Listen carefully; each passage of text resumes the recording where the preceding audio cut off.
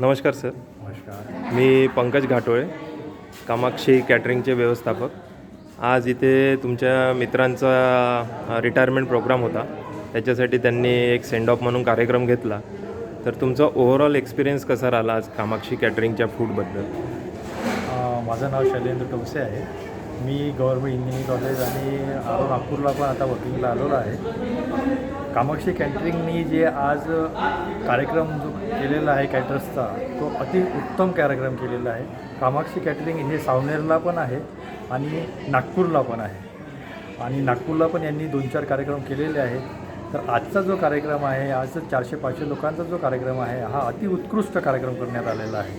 ह्या कार्यक्रमामध्ये ज्यांनी जे मेनू काही ठेवलेले होते, त्यांचे जे काही वाढणारे मुलं झाले, त्याच्यानंतर जे स्वयंपाकी होते, त्याला आपण खानसा म्हणतो, हे पण छान होते. आणि यांच्या ज्या काही पद्धती आहे स्वयंपाक बनवण्याच्या, आणि जे काही त्यांचं जे आयटम्स होते, जसं झालेलं भात आहे त्यांचा व्यवस्थित झालेला होता, त्याच्यानंतर पनीरची भाजी आहे ती पण छान झाली होती. ज्या पोळ्या गरमच मिळायच्या, म्हणजे जे उरलेल्या तुटायच्या पोळ्याच्या, त्या पोळ्या तुटलेल्या नाही.